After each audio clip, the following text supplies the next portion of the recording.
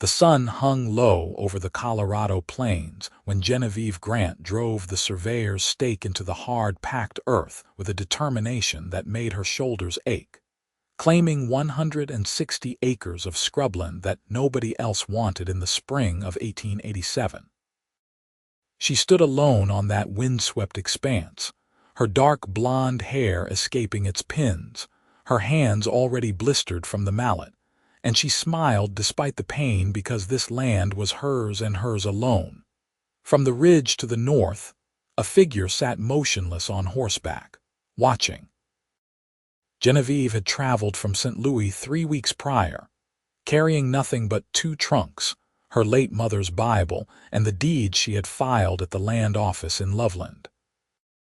The clerk had looked at her with undisguised skepticism when she walked in without a father or husband, but the Homestead Act made no distinction between man and woman, and her money was as good as any man's. She had smiled politely, signed her name in careful script, and walked out with her claim official and binding. The town of Loveland sat 8 miles south of her property, a collection of wooden buildings clustered around the railroad tracks that connected Denver to Cheyenne. It was small but growing, populated by ranchers, farmers, prospectors who had given up on gold, and the usual assortment of shop owners and tradesmen that kept frontier life turning. Genevieve had taken a room at the boarding house for 2 nights before heading out to her land, and in that time she had endured enough patronizing advice and outright dismissal to last a lifetime. "A woman alone out there will not last the summer," one rancher had said, shaking his head. "You will be begging to sell that claim within a month," another had added, but Genevieve had not come west to fail. She had come because her mother's death 6 months earlier had severed the last tie holding her to a life of dependence and expectation. At 22 years old, she had spent her entire life being told what a woman could and could not do, and she was finished listening. The first task was water. She spent 3 days walking her property, studying the land, looking for signs of underground springs or moisture. She found a spot in a shallow depression where the grass grew slightly greener, where cottonwood saplings struggled for purchase. It was there, she decided, that she would dig. From the ridge, Ethan James watched her pace and measure, scratching his jaw beneath his dark beard. He had been riding fence line for the Double J Ranch when he first spotted her that opening day, and something about the sight of this lone woman staking her claim had arrested him completely. He should have ridden on. He had work to do, cattle to check, 100 responsibilities that did not include spying on homesteaders. But he found himself returning to that ridge every day, watching as she set up a canvas tent, as she cleared brush, as she began to dig. Digging a well by hand was brutal work, even for experienced men. Ethan had helped dig 3 wells in his 26 years, and each one had required multiple workers, a tripod and pulley system, and sheer stubborn endurance. Watching this woman attack the earth with a shovel and pickaxe seemed almost painful.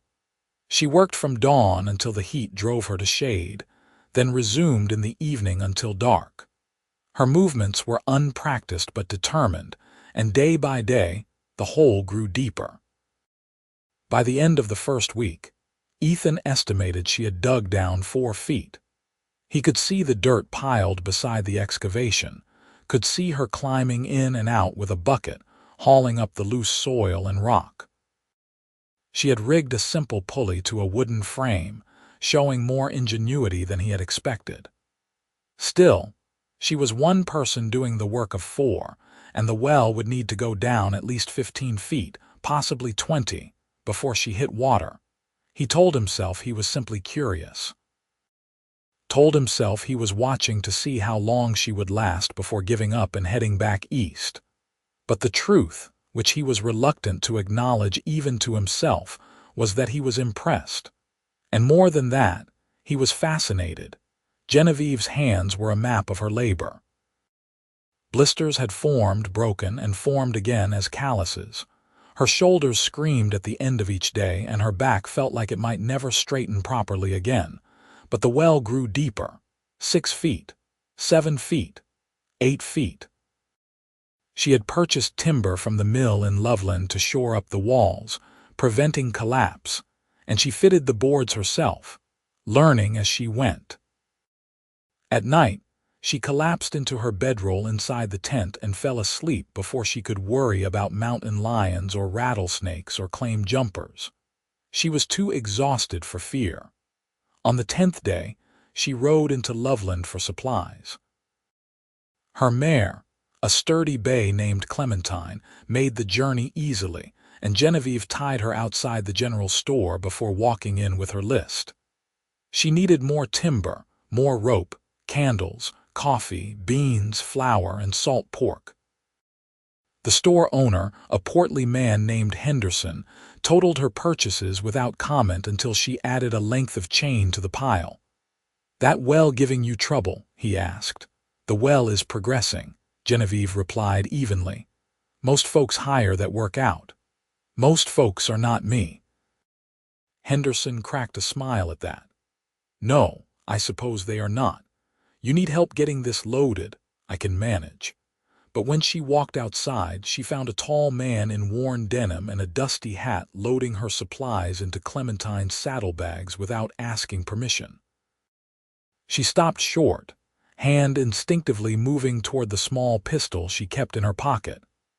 "Those are my supplies," she said sharply. The man turned, and she found herself looking into the most striking blue eyes she had ever seen. His face was tanned and weathered, his dark hair just visible beneath his hat brim, and his expression was carefully neutral. "I know," he said, his voice a low rumble.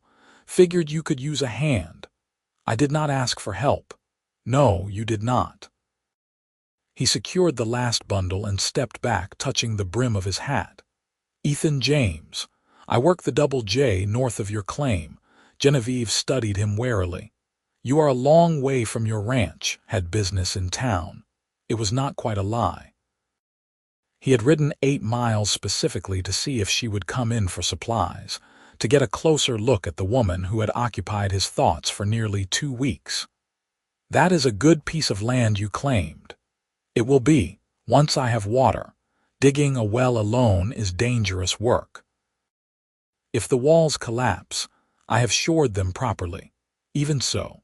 One person down in a hole, nobody around to help if something goes wrong." Genevieve's eyes flashed. "I appreciate your concern, Mr. James, but I assure you I am quite capable of managing my own affairs." Ethan held up his hands in a gesture of peace. Did not mean to imply otherwise, just stating a fact. She wanted to be angry at his interference, at the assumption that she needed a man's advice or assistance. But there was something in his tone that was not condescending, just genuinely concerned. And when she looked into those blue eyes, she saw not pity or amusement, but respect. "Thank you for loading my supplies," she said, softening slightly. "That was kind. You are welcome." He hesitated, then added, "If you ever do need anything, the Double J is just over the North Ridge. We are good neighbors." "I will keep that in mind." She mounted Clementine and rode out without looking back, but she felt his gaze following her the entire way out of town. Ethan returned to the ridge the next morning and watched her resume work on the well. She was down to 10 feet now, and the going was getting harder. He could see her struggling with the heavy rocks, hauling them up in the bucket, dumping them, and descending again. The sun climbed higher, and still she worked. He should not interfere. She had made it clear she wanted no help. But watching her labor alone when he could easily assist gnawed at something inside him. His boss, Joe Ricketts, who owned the Double J, would not mind if he took a few hours. The ranch was well staffed, and spring calving was mostly finished. Before he could talk himself out of it, Ethan urged his horse down the slope. Genevieve heard hoofbeats and climbed out of the well, shading her eyes against the sun. Her heart sank when she recognized the rider. She was filthy, exhausted, and in no mood for company. Ethan reined in his horse 20 feet away and dismounted. "Morning, Mr. James. I was riding past and thought I would check on that well." Genevieve straightened, pushing sweaty hair back from her face. "You were riding past my property, which is a half-mile from the main road." He had the grace to look slightly abashed. "All right, I rode over specifically. You have been working on that well for near 2 weeks, and I thought maybe you could use another set of hands. I told you yesterday, I know what you told me, and I respect that you want to do this yourself, but there is no shame in accepting help when it is offered freely." He gestured to the well. "How deep are you?" 10 feet. "And have you hit water yet?" "Obviously not, or I would not still be digging." Ethan walked to the edge and peered down. The shaft was narrow but cleanly dug, the timber supports well placed. "You have done good work here, real good work, but you need to go down another 10 feet at least, maybe 15. That is another week at your current pace, and the deeper you go, the harder it gets." Genevieve wanted to argue, but she was so tired and her hands hurt, and the thought of another week of this made her want to cry. She bit her lip hard to keep the emotion from showing. "What are you proposing?" she asked finally. "I help you finish the well. 2 people, we can have it done in 3, maybe 4 days. You provide the supplies, I provide the labor. No strings, no expectations. Neighbors helping neighbors." "Why would you do that?" Ethan removed his hat and ran a hand through his hair. "Because I have been watching you work from that ridge for 2 weeks, and I have never seen anybody try so hard at something. And because it is the right thing to do." The admission that he had been watching her should have felt invasive, but instead it felt oddly honest. Genevieve looked at him for a long moment, weighing her fierce independence against practical reality. 3 days, she said. "And you let me work alongside you. This is my well, my land. Would not have it any other way." They started immediately. Ethan descended into the well with the pickaxe while Genevieve operated the pulley, hauling up buckets of rock and dirt. They worked in efficient silence, falling into a rhythm. When Ethan tired, they switched positions and Genevieve climbed down to dig while he pulled. By midday, they had made more progress than she had managed in the previous 2 days combined. During a water break, sitting in the shade of her tent, Genevieve asked, "How long have you worked at the Double J?" 4 years. "Came out from Kansas after my father died. Ranch was sold to pay debts and I needed work. I am sorry about your father. It was a long time ago." Ethan took a long drink from his canteen. "What brought you out from St. Louis?" "My mother passed last fall. She was all the family I had. I could have stayed, found work as a seamstress or a teacher, married some merchant and kept house. But I wanted something more, something of my own. So you came west and filed a claim." "So I came west and filed a claim." Ethan smiled, a genuine expression that transformed his weathered face. "You have got sand, Miss Grant, I will give you that." They worked until sunset, then Ethan mounted his horse and tipped his hat. "I will be back at dawn, Mr. James," Genevieve called as he started to ride away. "Thank you, Ethan, and you are welcome." Over the next 3 days, they fell into an easy partnership. Ethan arrived each morning just after sunrise, and they worked until the heat became unbearable, rested during midday, then resumed until dark. They talked while they worked, sharing stories of their pasts, their dreams for the future, their observations about Colorado and Loveland and the changing frontier.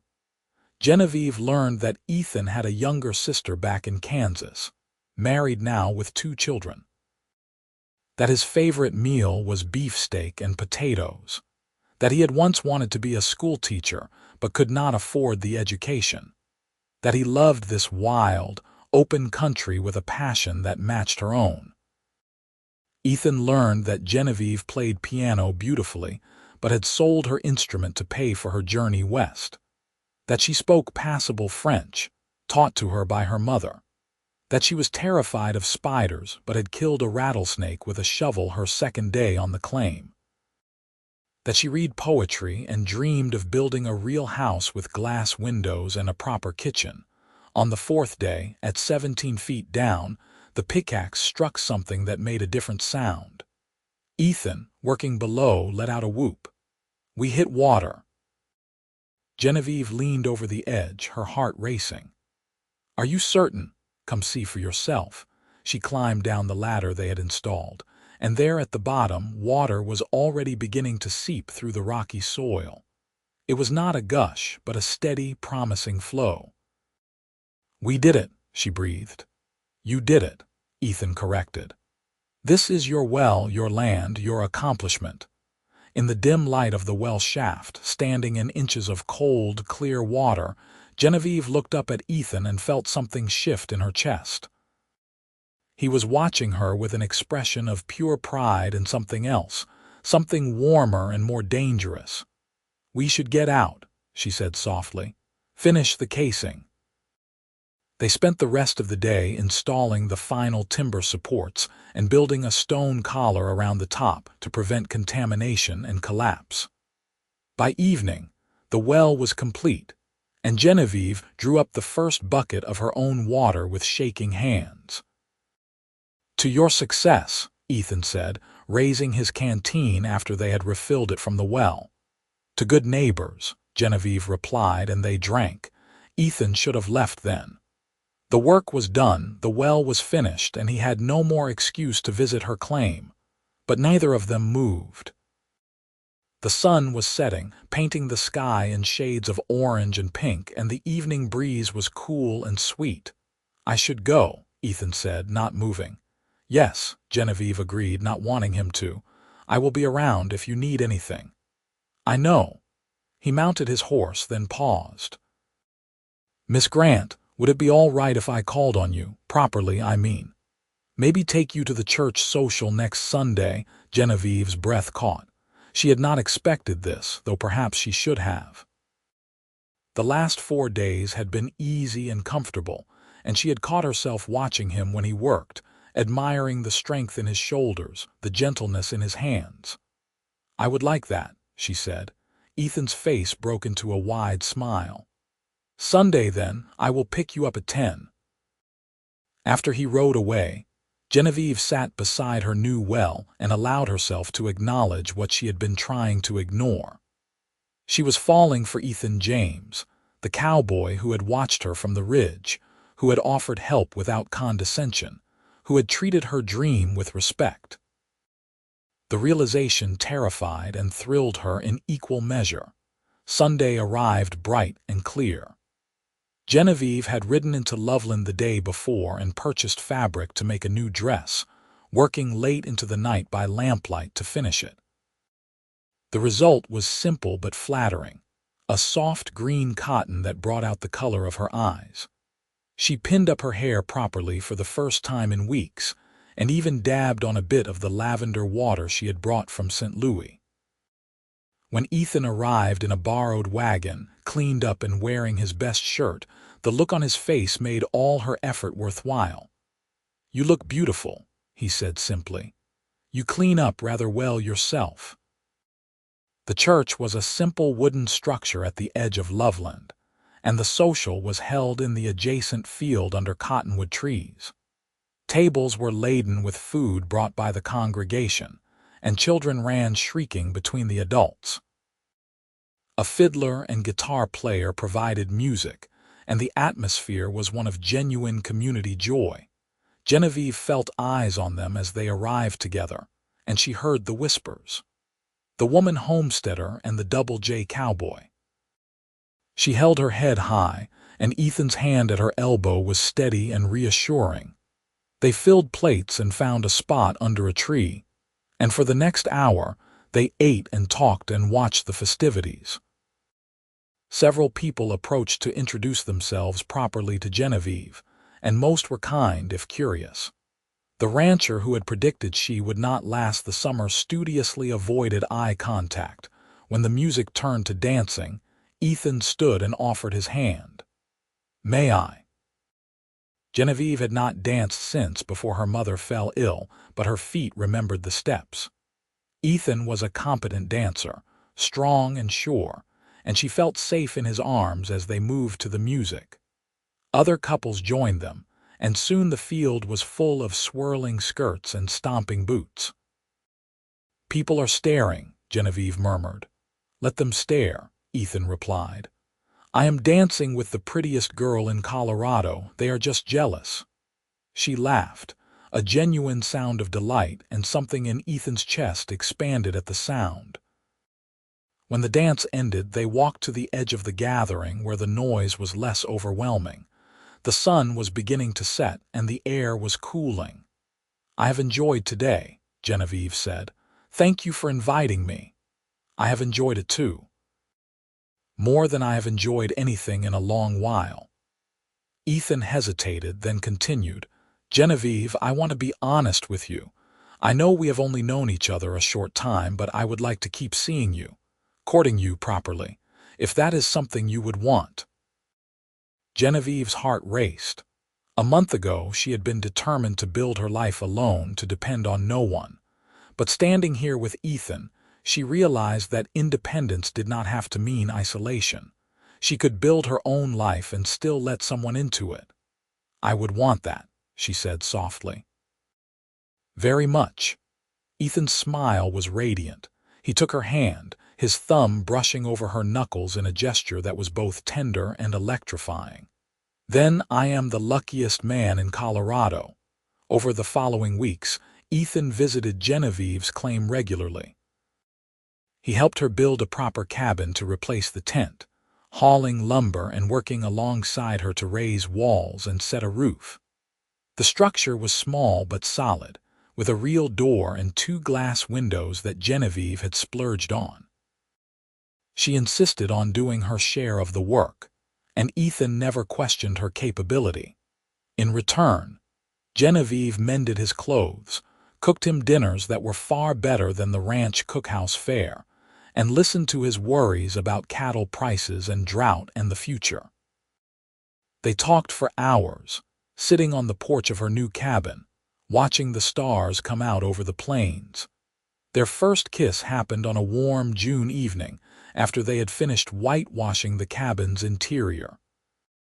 They were both speckled with paint, laughing at their disheveled appearance when Ethan reached out and wiped a spot from Genevieve's cheek.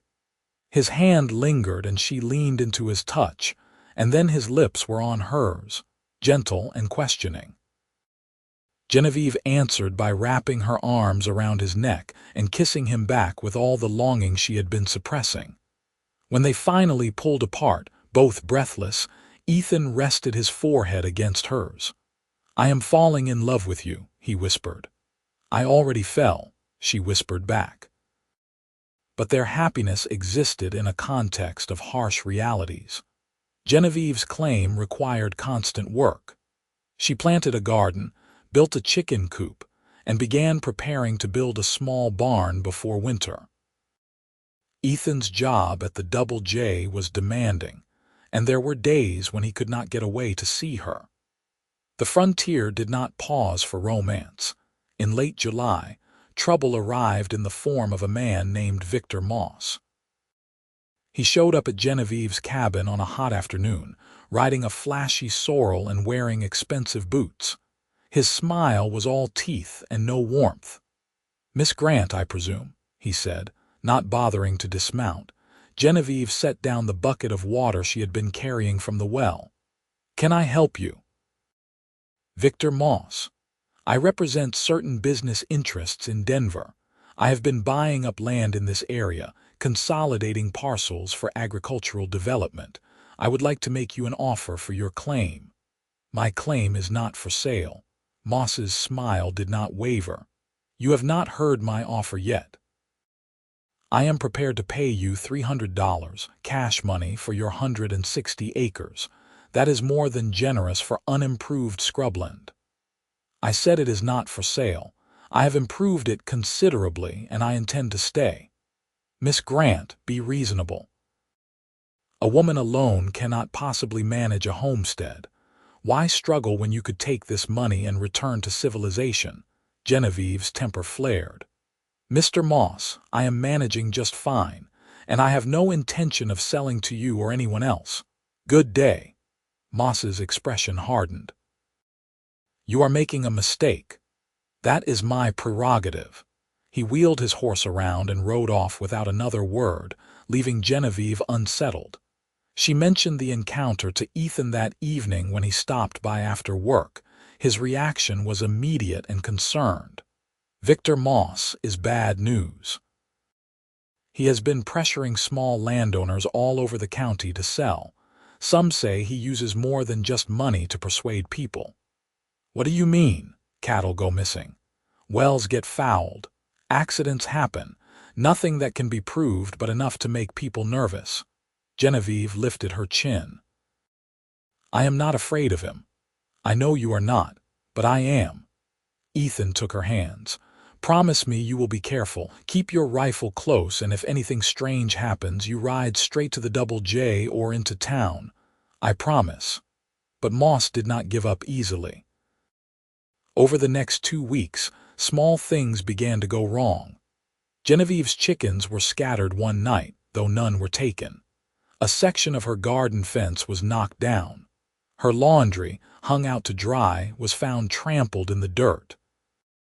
Ethan started staying over more frequently, sleeping in the barn he had helped her build, keeping watch. The Double J Ticket's owner, Joe Ricketts, was an understanding man and gave Ethan flexibility in his schedule when he explained the situation. That girl has got more backbone than half the men in this county, Joe said. You watch out for her. The confrontation came on a moonless night in mid-August. Genevieve woke to the sound of her horses whinnying in distress. She grabbed her rifle and ran outside in her nightgown to find 2 men trying to cut the fence of her small corral. In the darkness, she could not see their faces, but their intentions were clear. Get away from there, she shouted, raising the rifle. One of the men laughed. Go back inside, lady. This does not concern you. This is my property and you are trespassing. Leave now or I will shoot. The men exchanged glances, clearly not expecting resistance. One took a step toward her. You are not going to shoot anyone. Genevieve fired a shot into the air. The crack of the rifle split the night and both men jumped. Before they could react further, Ethan came running from the barn, his own rifle raised. She might not shoot you, but I will, he said coldly. Get on your horses and ride out now. The men hesitated, then slowly backed toward their mounts. Moss will not be happy about this. Tell Moss that if he sends anyone else out here, I will involve the sheriff. And tell him that this lady has friends willing to stand with her. The men rode off into the darkness and Genevieve lowered her rifle with shaking hands. Ethan was beside her instantly, pulling her into his arms. Are you all right? Yes, just angry. You were incredible, brave and strong. I was terrified. Brave is not the absence of fear. It is acting despite it. The next morning, Ethan rode into Loveland and made a full report to Sheriff Tom Watkins, an older man with silver hair and a reputation for fairness. Watkins listened carefully, taking notes. I've heard similar stories from 3 other homesteaders, he said. But nobody has been able to prove Moss is behind it. He covers his tracks well. What can we do? Not much, legally, unless we catch his men in the act. But I can pay Mr. Moss a visit, make it clear that we are watching him. Sometimes that is enough to make a man back off. It seemed to work. After the sheriff's visit, the harassment stopped. Moss did not return to Genevieve's claim, and no more mysterious incidents occurred. Life returned to the hard but satisfying rhythm of frontier homesteading. By September, Genevieve's garden was producing abundantly. She canned vegetables, dried beans, and put up preserves for winter. Her chickens were laying well, and she had traded eggs in town for a young pig that she was raising for meat. The cabin was cozy and weathertight, the well was reliable, and her land was beginning to look like a real homestead. Ethan proposed on a golden October evening as they sat on her porch watching the sunset paint the mountains pink and purple. He had been nervous all day, his hands fidgeting with his hat, his conversation unusually stilted. "Genevieve," he said finally, taking her hand. "I have been thinking about the future, about what I want my life to look like." Oh, her heart was racing, sensing what was coming. "I want to wake up next to you every morning. I want to build a life with you, work this land together, raise a family. I do not have much to offer. I am just a cowboy with some savings and big dreams. But I love you with everything I have, and I will spend every day proving it if you will let me." He pulled a simple gold band from his pocket. "Will you marry me?" Genevieve's eyes filled with tears. 6 months ago, she had come west determined to need no one, to build her life alone. But Ethan had shown her that partnership did not mean surrender, that love could coexist with independence, that two people could build something together that was stronger than anything either could create alone. "Yes," she said, her voice breaking with emotion. "Yes, I will marry you." Ethan slipped the ring onto her finger and kissed her deeply, and in that moment, Genevieve felt complete in a way she never had before. They married in November, in the same little church where they had attended their first social together. Genevieve wore a dress of ivory silk that she had sewn herself, with lace at the collar and cuffs. Ethan wore a new suit ordered from Denver, and he could not stop smiling. The whole town turned out for the wedding, even the rancher who had doubted her, who shook her hand and admitted he had been wrong. Joe Ricketts gave Ethan a bonus and a week off for a honeymoon. They spent it at Genevieve's cabin, their cabin now, reveling in the simple joy of being together without pretense or separation. Ethan moved his possessions from the Double J bunkhouse, and they began their married life in earnest. Winter arrived early and hard that year. Snow piled high around the cabin, and temperatures plunged below zero for days at a time. But inside, with a fire roaring and Genevieve's cooking filling the air with warmth and scent, Ethan had never been happier. They spent long evenings reading aloud to each other, playing cards, making plans for spring. Ethan still worked at the Double J, riding out each morning and returning each evening, but Joe had increased his wages and responsibilities. He was now the ranch foreman, overseeing the other hands, and the position came with the promise of a share in the profits. In February, Genevieve discovered she was pregnant. The realization came slowly, then all at once, and she waited until she was certain before telling Ethan. She chose a snowy evening after a particularly good dinner as they sat together by the fire. "Ethan, I have something to tell you." He looked up from the harness he was mending. "What is it?" "We are going to have a baby. In the summer, I think." Ethan's eyes went wide. He set down the harness carefully, as if afraid sudden movement might shatter the moment. "A baby! We are going to be parents." "Yes." He let out a whoop of pure joy and swept her into his arms, spinning her around until she laughed and begged him to stop. "We are having a baby," he kept repeating, wonder in his voice. "We are having a baby." That night, lying in bed with Genevieve tucked against his side, Ethan whispered plans and promises into her hair. He would build an addition onto the cabin before the baby came. He would save every penny to ensure they had everything they needed. He would be the best father he could be. Genevieve fell asleep smiling, her hand resting on her still flat stomach, feeling blessed beyond measure. Spring brought new life to the land. The snow melted, revealing brown grass that quickly turned green. Genevieve's pregnancy progressed smoothly, though she tired more easily and had to give up some of the heavier tasks. Ethan took them over without complaint, working before and after his shifts at the Double J to keep their homestead running. True to his word, he built an addition onto the cabin, creating a separate bedroom for them and a small nursery for the baby. Genevieve sewed tiny clothes and blankets, her hands gentle over the soft fabric, imagining the child who would wear them. In May, Joe Ricketts made Ethan an offer. "I am getting old," he said, sitting across from Ethan in the ranch office. "My daughter lives back east and has no interest in ranching. I am looking to sell the Double J, but I want it to go to someone who will care for it properly. I am offering you first chance. You can buy it over time, paying me out of the profits. It would be yours, Ethan, your own ranch." Ethan was stunned. "Joe, I do not have that kind of money." "I know. That is why I am offering terms. You have proved yourself these past years. You are a hard worker, honest, and the men respect you. I can think of no one I would rather see take over the Double J." Ethan rode home that evening in a daze. He found Genevieve in the garden, carefully weeding around the young plants, her belly round beneath her apron. "Genevieve, something happened today." She straightened, concerned by his tone. "What is wrong?" "Nothing is wrong. Everything is right." He dismounted and took her hands.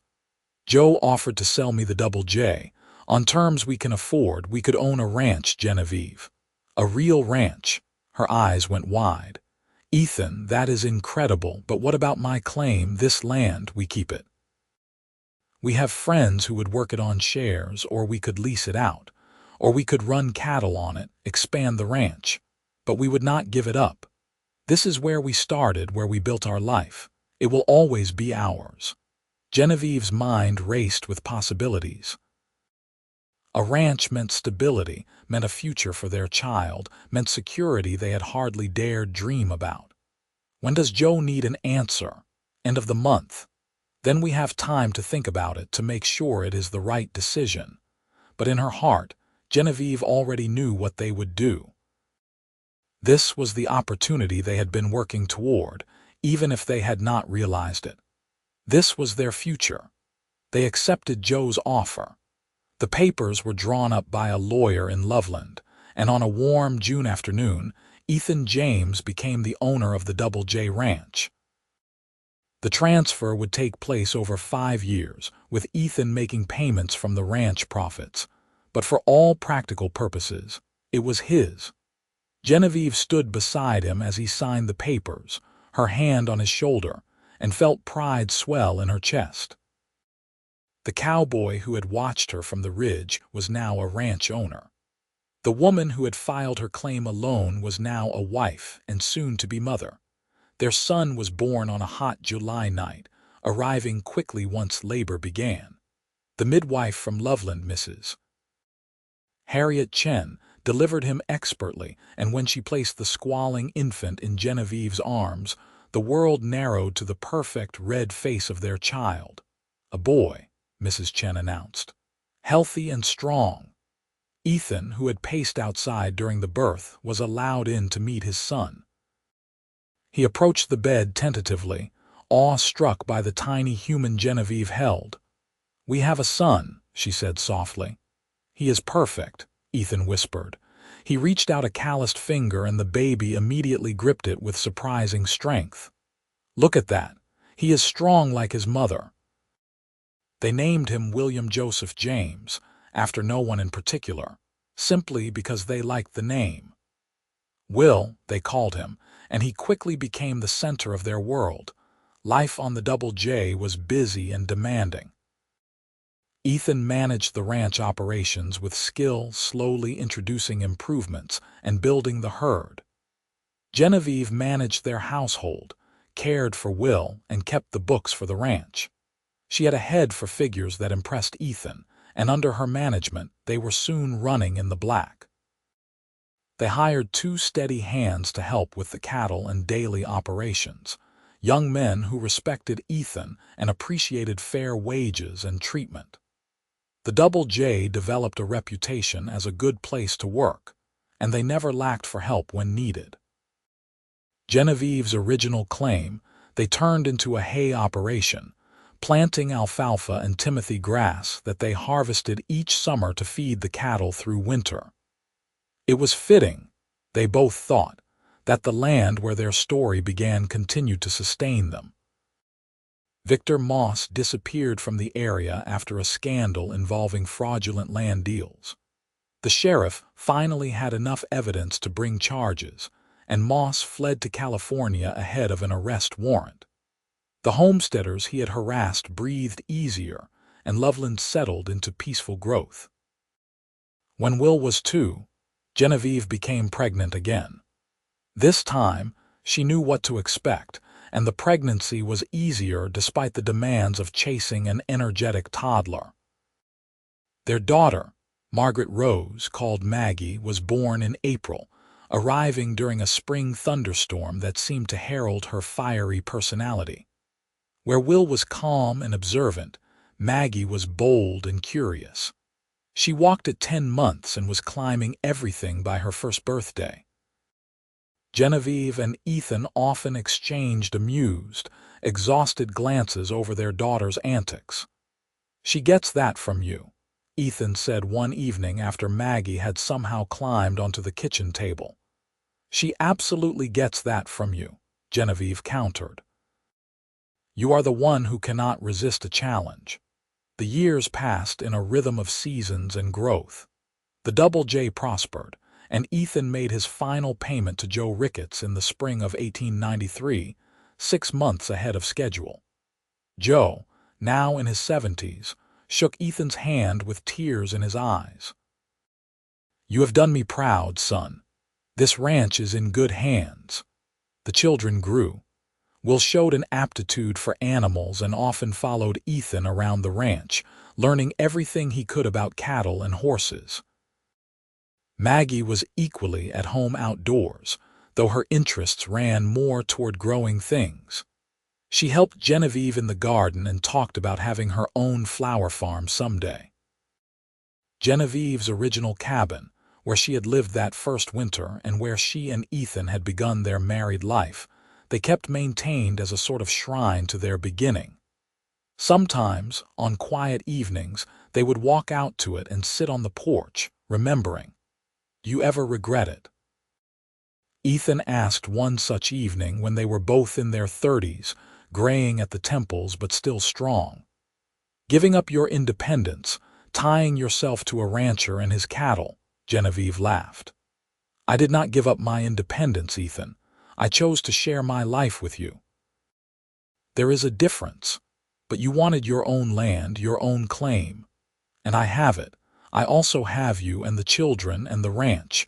I have more than I ever dreamed of that day I drove the first stake." She took his hand. "Do you regret watching me from that ridge instead of riding on?" Not for a single second. They kissed as the sun set over the land they had built together, the land that had witnessed their beginning and would sustain them for all their days.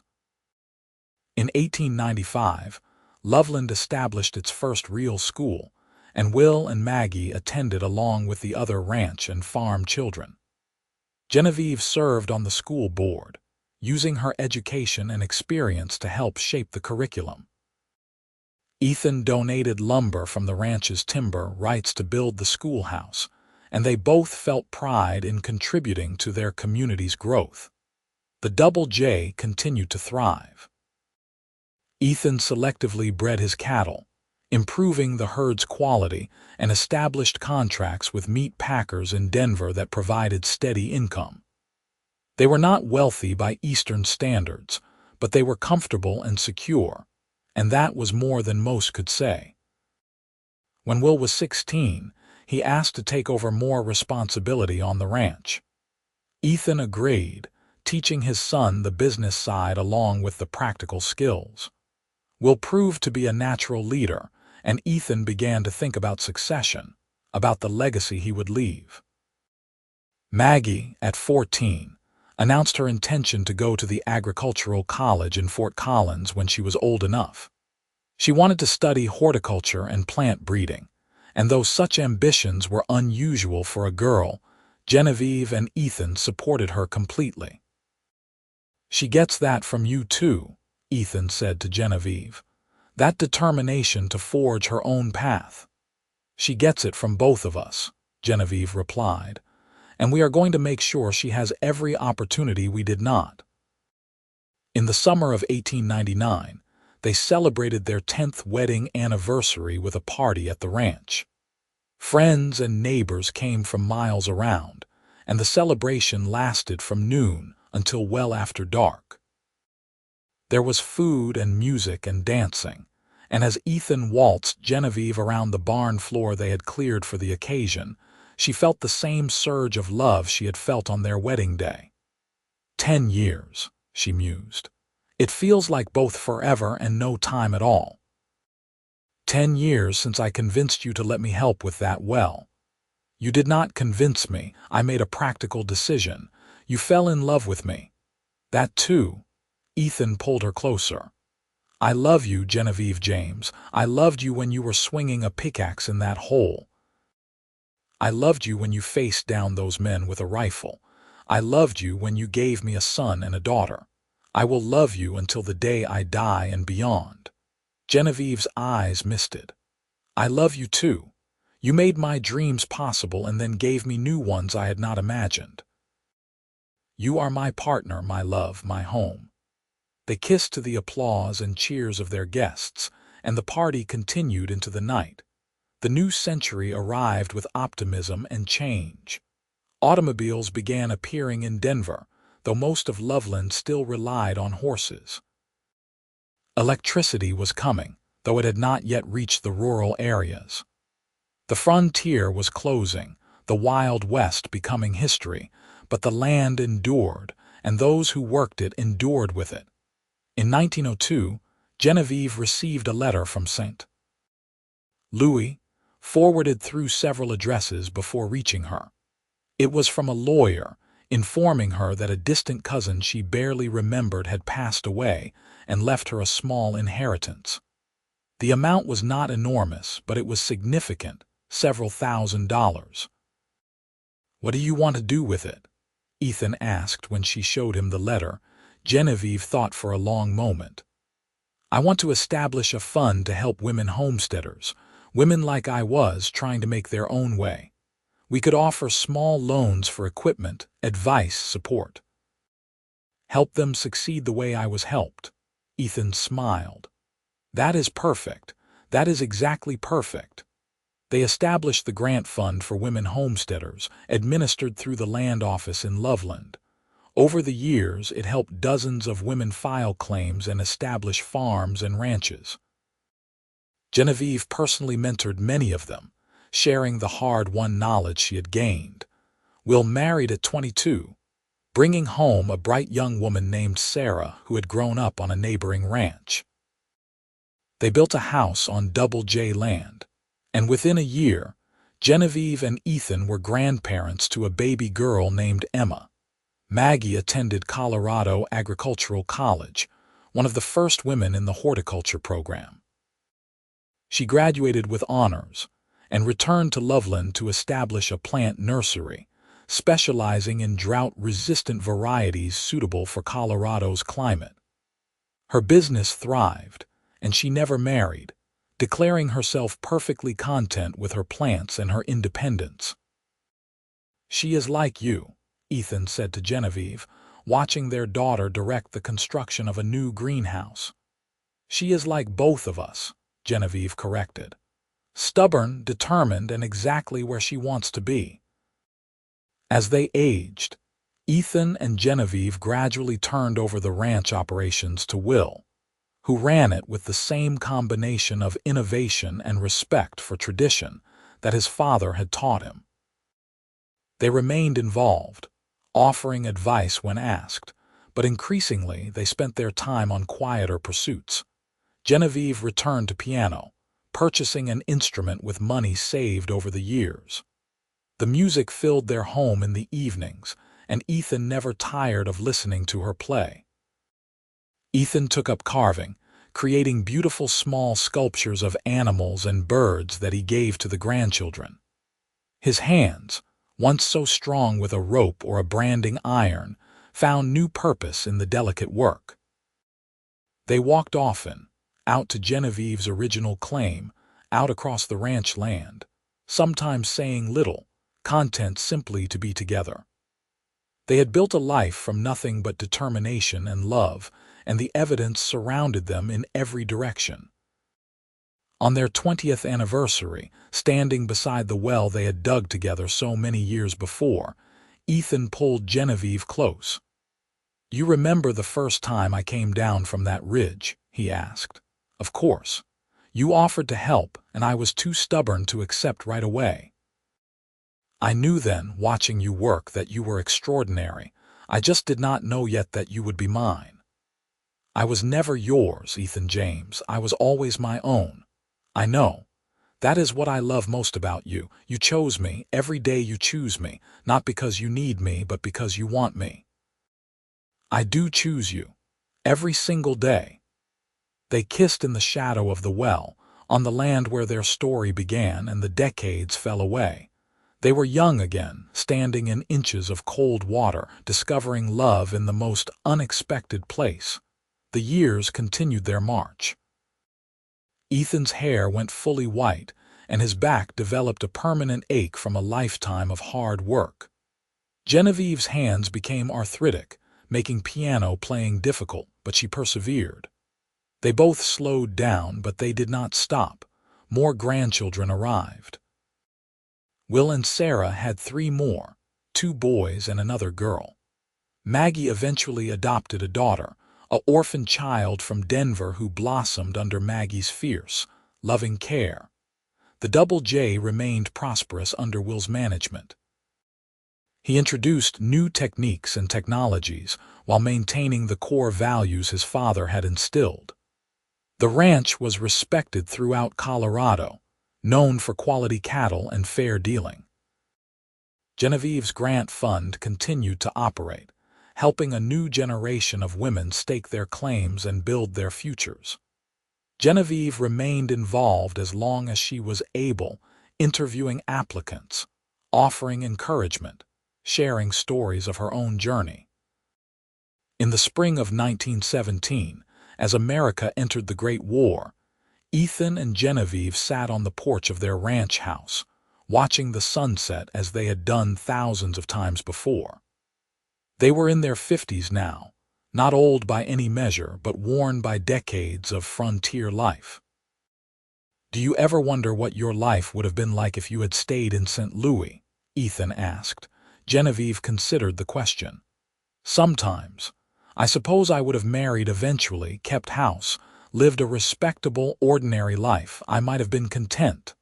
But I would never have known this wildness, this freedom, this land.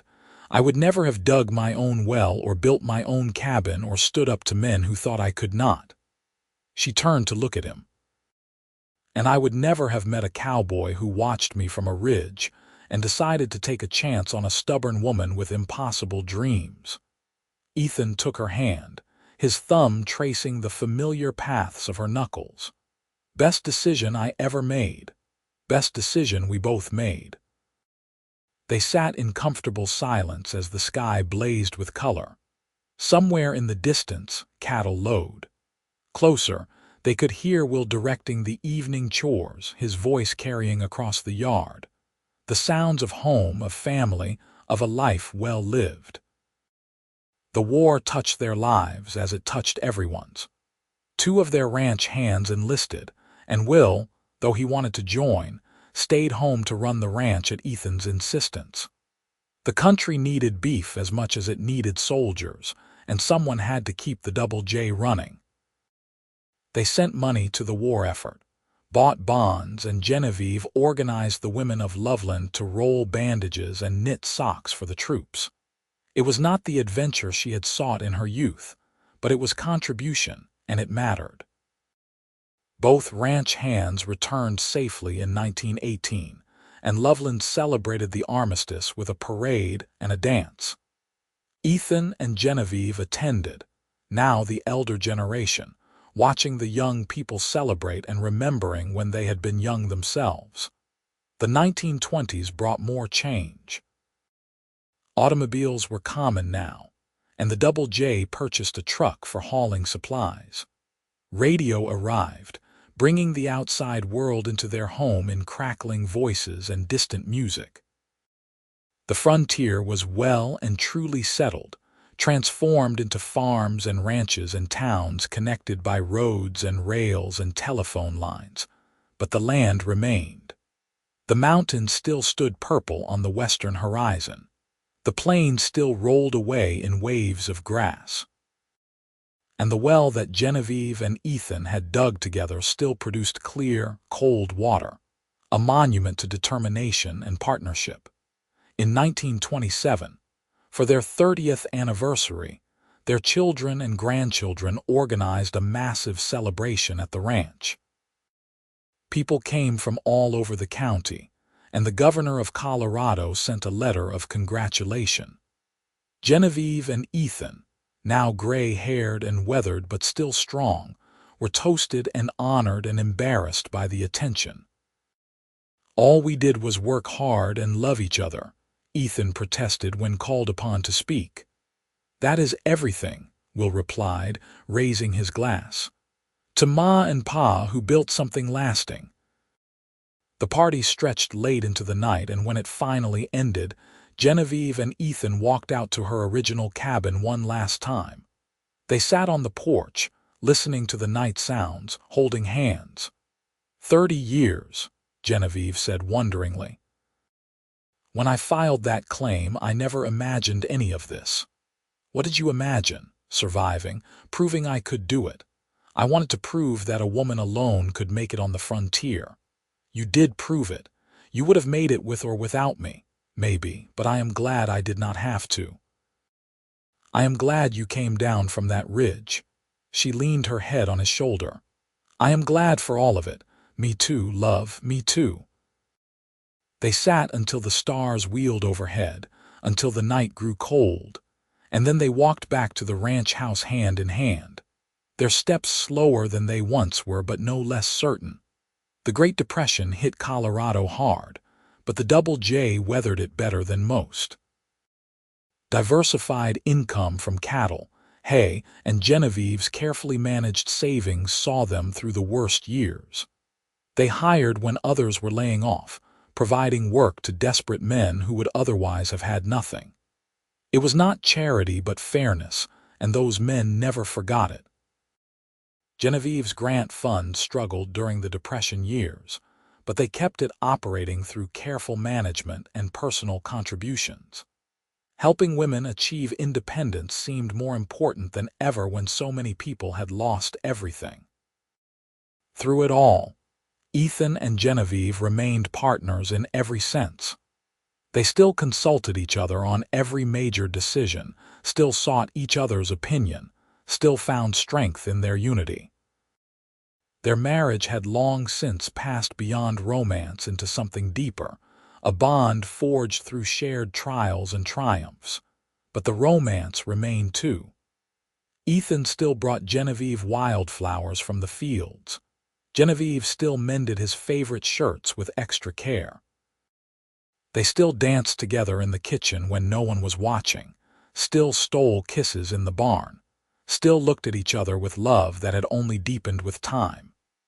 In 1937, 50 years after Genevieve had filed her claim, the town of Loveland organized a Golden Jubilee celebration. All the original homesteaders who remained were honored, but special attention was paid to Genevieve, one of the few women who had filed alone and succeeded. She stood on a makeshift stage in the town square, Ethan beside her, and addressed the crowd. At 72, she was still sharp-eyed and straight-backed, her voice clear and strong. "When I came to Colorado 50 years ago, I wanted to prove something," she said. "I wanted to prove that a woman could stand on her own, could claim land and make it productive, could succeed without a man's protection. And I did prove that for a while." She smiled at Ethan. But then I learned something more important. I learned that independence and partnership are not opposites. I learned that accepting help is not weakness. I learned that love does not diminish you but expands you, makes you more than you were alone. She looked out at the audience, which included her children, grandchildren, and now great-grandchildren. I dug my well alone because I had to prove I could, but I have lived my life alongside a partner who respects my strength and offers his own. That is the real success. Not the land or the ranch or the legacy, but the love we built together. The crowd erupted in applause, and Ethan, blinking back tears, took her hand and kissed it. That night, back at the ranch, surrounded by family, they cut a cake and told stories of the old days. The grandchildren and great-grandchildren listened with wide eyes to tales of claim stakes and hand-dug wells and midnight confrontations with claim jumpers. "Tell us about the well," little Emma, Will's granddaughter, begged. "Tell us about when Grandpa came down from the ridge." So Ethan told the story once more, how he had watched this determined woman work day after day, how he had finally offered help and been initially refused, how they had labored together to strike water. "I fell in love with her standing in that well shaft," he said, his old eyes twinkling. 17 feet down, covered in mud, and she was the most beautiful thing I had ever seen. "I fell in love with him because he never doubted I could do it," Genevieve added. "He helped because he wanted to, not because he thought I needed him to." "And you have been together ever since," Emma said, satisfied with the ending as always. "And we have been together ever since," Genevieve confirmed. The years grew shorter. Ethan's health began to decline in his late 70s, his strong body finally surrendering to time. Genevieve nursed him through pneumonia one winter, sitting by his bedside, reading to him, refusing to let him slip away. He recovered, but they both knew he was living on borrowed time. They made the most of it, taking short walks when he was strong enough, sitting together in the sun when he was not, simply being present with each other. Genevieve's health remained better, though arthritis had gnarled her hands and she moved more slowly. But her mind was as sharp as ever, and she still kept the ranch books, still advised Will on business matters, still corresponded with women seeking homesteading grants. In the summer of 1942, as the country mobilized for another world war, Ethan James passed away peacefully in his sleep, Genevieve beside him. He was 81 years old, and he had lived to see the Double J become one of the most respected ranches in Colorado. Genevieve mourned him deeply, but did not break. At 77, she had lived through too much to be destroyed even by this loss. She buried him on a hill overlooking the ranch, with the mountains purple in the distance and the plains rolling away to the horizon. The entire county came to the funeral, and the procession of cars and wagons stretched for miles. Will gave the eulogy, speaking of a father who had been hard-working, fair, loving, and devoted. "He loved this land," Will said, "but he loved our mother more. Everything he built for her with her." Genevieve stood dry-eyed through the service, but later, alone at the graveside, she finally wept. "I will miss you every day," she whispered, "but I am not done yet. There is still work to do, still a legacy to protect. I will finish what we started." And she did. For the next 12 years, Genevieve remained active in ranch management, advising Will, visiting with the grandchildren and great-grandchildren, maintaining the grant fund, and serving as a living link to Colorado's pioneer past. She gave interviews to historians, corresponded with universities studying Western settlement, and wrote a detailed memoir of her years homesteading. The memoir was published in 1950 and became required reading in Colorado schools, inspiring a new generation of young women to dream big. When reporters asked her the secret to her success, she always gave the same answer: determination, hard work, and a partner who believed in me as much as I believed in myself. Genevieve Grant James passed away in her sleep on a warm September night in 1954 at the age of 89. She was buried beside Ethan on the hill, and once again the county turned out to honor one of its pioneers. The Double J continued under Will's management, then passed to his son, and then to his grandson. The original homestead claim, the land Genevieve had staked alone all those years ago, was maintained as a historic site, the cabin preserved, the well still producing water. The Grant Fund continued operating, funded now by endowments from the James family and other donors, still helping women achieve the independence Genevieve had sought and found. Years later, a bronze plaque was erected at the historic site, commemorating the woman who had filed her claim alone and dug her own well, and the cowboy who had watched from the ridge and found his future in her fierce independence and determination. The inscription read, Genevieve Grant James, 1865–1954. Pioneer homesteader rancher, she proved that a woman could stand alone and chose to stand together. With Ethan James, 1861–1942, her partner in all things, she built a legacy that endures. And beneath that, a simple sentence that captured their entire story: 2 lives, 1 love forever. The land remembers, the well still flows. And somewhere in the Colorado wind, in the rustle of grass and the distant call of cattle, the echo of their love story endures, a testament to courage, partnership, and the enduring power of 2 people who chose each other and built something lasting on the wild frontier.